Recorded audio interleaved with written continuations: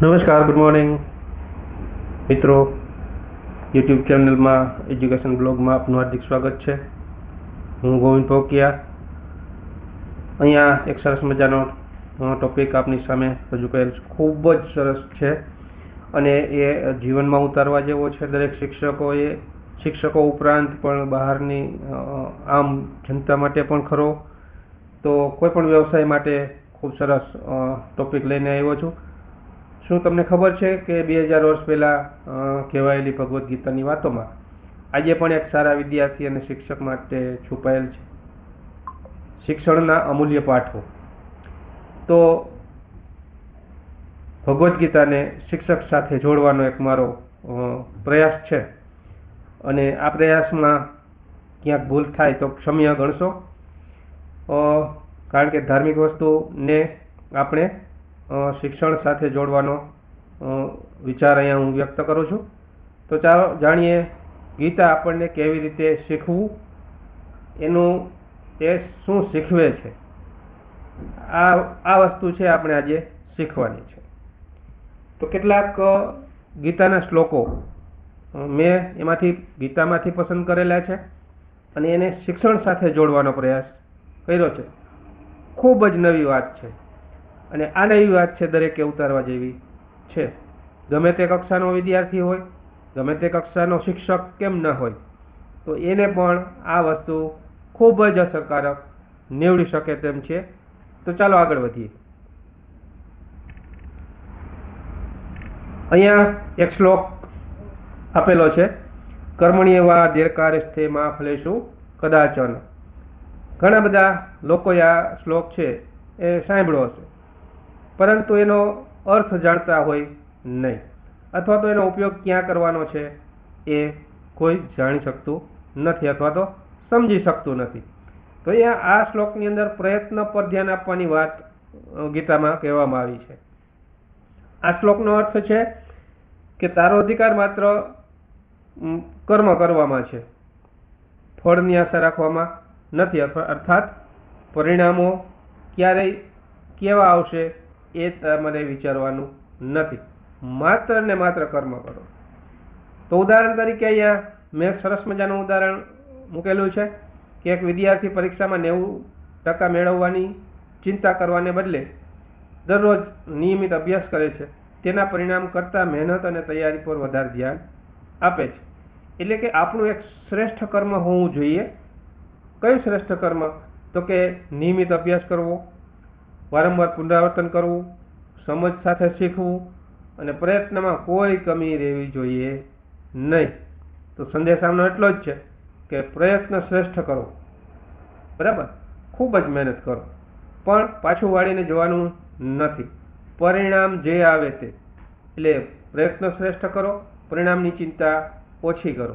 જેટલું શ્રેષ્ઠ પરિણામ એટલું શ્રેષ્ઠ પ્રયત્ન એટલું પરિણામ શ્રેષ્ઠ હશે એવું આપણે કહી શકાય. તો વિદ્યાર્થી છે એ પરિણામની ચિંતા કર્યા વગર પોતાનો અભ્યાસ અને પ્રયત્ન પર ધ્યાન દેવું જોઈએ, ફોકસ કરવું જોઈએ, એવું ગીતાનો શ્લોક કહે છે. એટલે શિક્ષણમાં આ રીતે જો કરવામાં આવે તો કોઈ બાળક છે એ પાછળ રહી જતો નથી.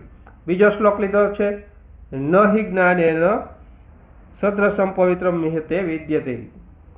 બરાબર, એનો ગુજરાતી અર્થ છે કે આ દુનિયામાં જ્ઞાન જેટલું પવિત્ર બીજું કાંઈ નથી. જ્ઞાન એટલે શું? તો કે સમજ, પ્રકાશ અને વિકાસ. બરાબર છે. જ્ઞાન એ કોઈ મોટું ફળ નથી કે કોઈ મોટો વસ્તુ નથી, પણ જ્ઞાન એટલે સમજ. જીવનની અંદર ખૂબ જ અગત્યનું છે. પ્રકાશ, તમે કેટલા પ્રકાશિત થશો, બીજાને કેટલાક કાર્યમાં મદદરૂપ થશો અને વિકાસ કરશો.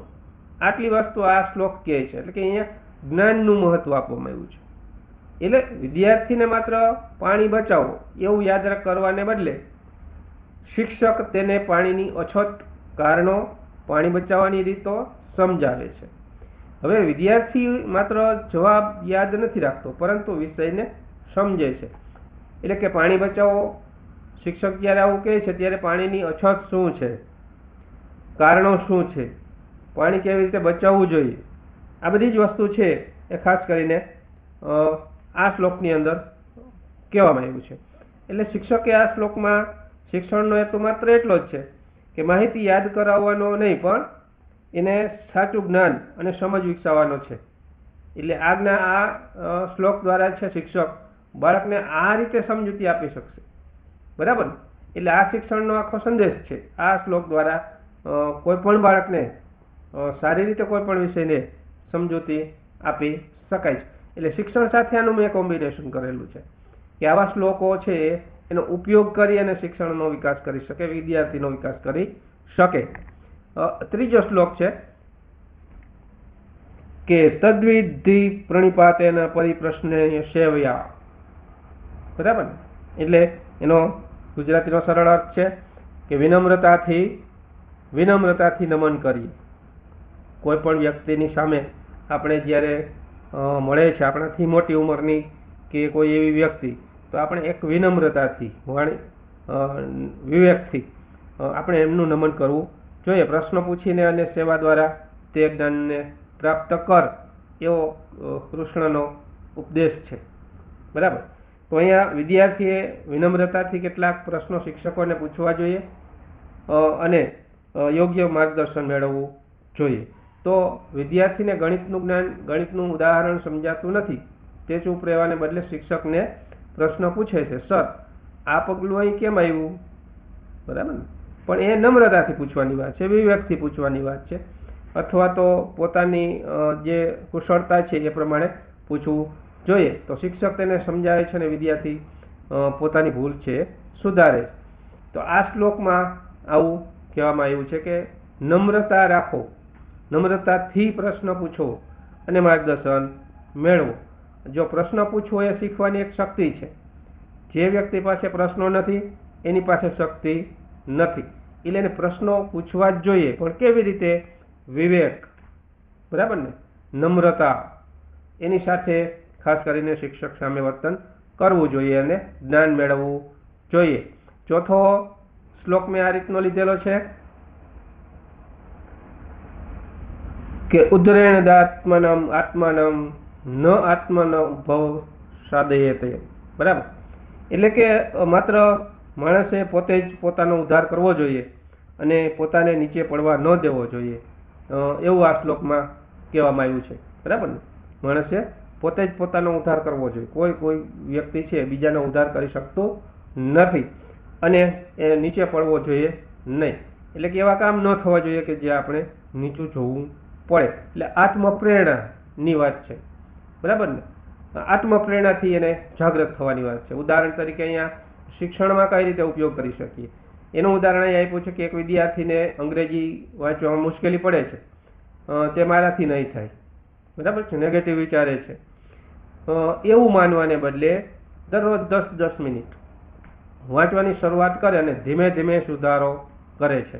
તો અહીંયા ચાર્ટ આપેલો છે કે હું આ બધું કરી શકું છું અને જરૂરથી સુધરી શકીશ, અને એનો ગ્રાફ છે ધીમે ધીમે ઊંચો જાય છે. એટલે વિદ્યાર્થીએ પોતાની પ્રગતિ માટે પોતાને પ્રેરિત કરવો જોઈએ.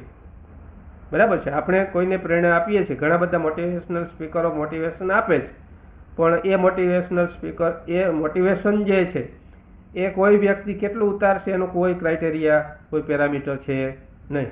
પણ આત્મપ્રેરણા થવી જોઈએ, પોતે પોતાને પ્રેરિત કરવા જોઈએ, તો છે એ આગળ વધી શકે છે અને કોઈ પણ શિક્ષણમાં એ સ્થાન મેળવી શકે છે, જ્ઞાન મેળવી શકે છે. એટલે કે આત્મપ્રેરણા માટે આ શ્લોકનો અહીંયા શિક્ષણમાં ઉપયોગ કરવો જોઈએ.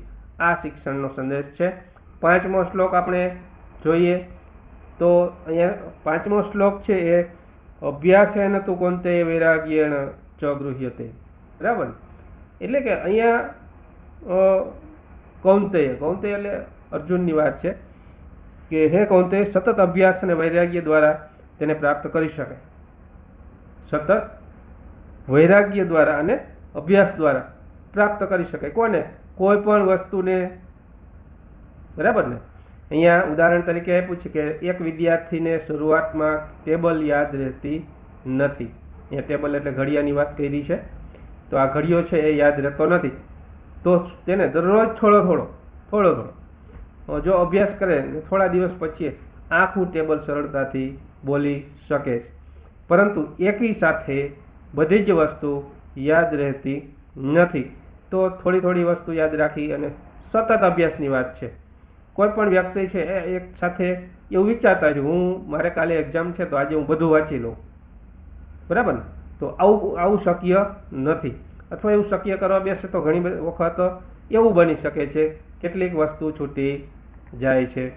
તો આ શ્લોક છે એ એક શૈક્ષણિક કૌશલ્ય નિપુણતાની વાત છે એ કરવામાં આવી છે કે કોઈ પણ બાળક છે એ સતત અભ્યાસનું કૌશલ્ય જો કેળવી શકે તો કોઈ પણ વસ્તુ એના માટે, કોઈ પણ વિષય એના માટે મુશ્કેલી ઊભી કરી શકતો નથી. એટલે સતત અભ્યાસથી મુશ્કેલ કૌશલ્ય પણ સરળ બની શકે છે એવું આ શ્લોકમાં કહેવામાં આવ્યું છે. ને આ શિક્ષણ સાથે ખાસ કરીને જોડવામાં આવે છે. તો એક સુંદર વિચાર અહીંયા મૂકવાનો પ્રયાસ મેં કર્યો છે. ટૂંકમાં પાંચેય શ્લોકો છે શિક્ષણમાં મેં એક સરસ મજાના હેતુ સાથે, એક સંદેશ સાથે મૂકવામાં આવ્યો છે કે પ્રયત્ન કરો, જ્ઞાન મેળવો, પ્રશ્ન પૂછો, પોતાને પ્રેરિત કરો અને સતત અભ્યાસ કરો. આ પાંચ એક એક શબ્દોના વાક્યો છે અને 5 શ્લોક છે. એ 5 શ્લોક દ્વારા આપણે સારી રીતે શિક્ષણ મેળવી શકીએ એવું કહી શકીએ છીએ. તો ગીતા આપણને માત્ર જીવન જીવવાનું નથી શીખવતી, એ કેવી રીતે શીખવું, કેવી રીતે પ્રયત્ન કરવો અને કેવી રીતે પોતાનો વિકાસ કરવો એ પણ શીખવે છે. તો આ સરસ મજાનો મેં પ્રયાસ કર્યો છે. આપને પણ સારું લાગ્યું હશે, ખૂબ જ ગમ્યું હશે, બરાબર ને? કારણ કે આ તમારા જીવનમાં પણ ઉપયોગી છે, તમારા વ્યવસાયમાં પણ આ ખૂબ જ ઉપયોગી છે. તો આભાર સાથે મારા વિડીયોને, મારી ચેનલને લાઈક કરજો, શેર કરજો, કોમેન્ટ ખૂબ જ કરજો અને વધારેમાં વધારે મિત્રો સાથે શેર કરજો જેથી કરીને એને પણ ઉપયોગમાં આવી શકે, જરાય શરમાયા વગર. તો ફરી મળીશું નવા વિડીયો સાથે. આભાર. અસ્તુ.